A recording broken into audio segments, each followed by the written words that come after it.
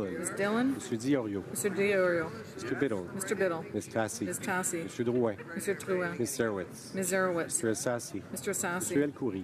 Mr. El Khoury. Mr. Ellis. Mr. Ellis.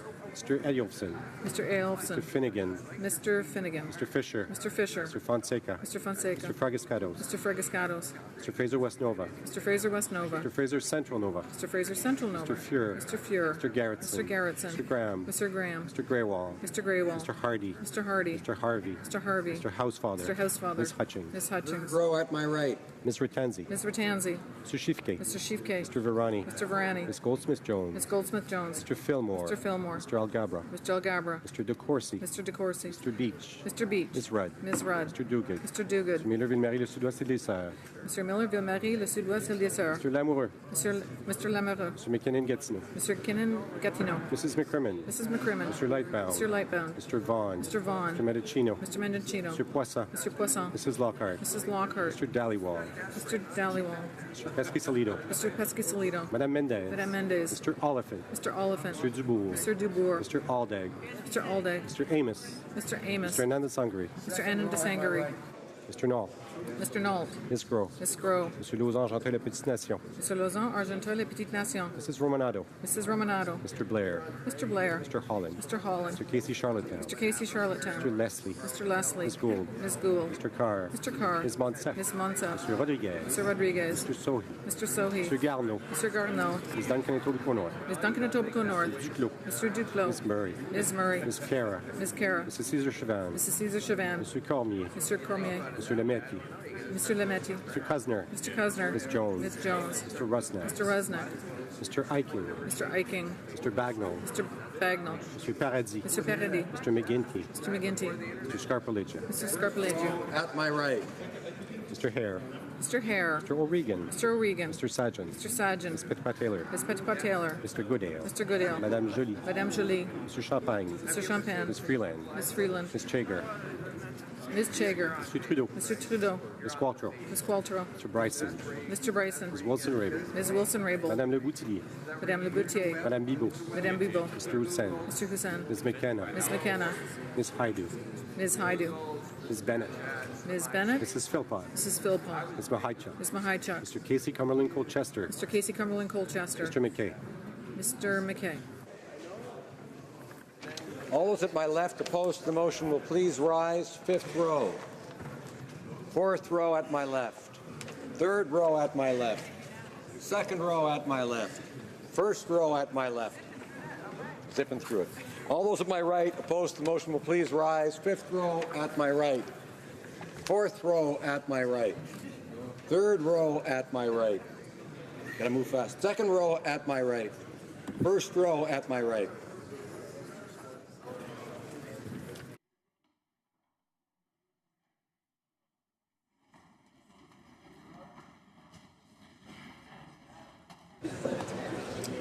Yeas pour 277, 277. Nays contre 0. Aucun. I declare the motion carried.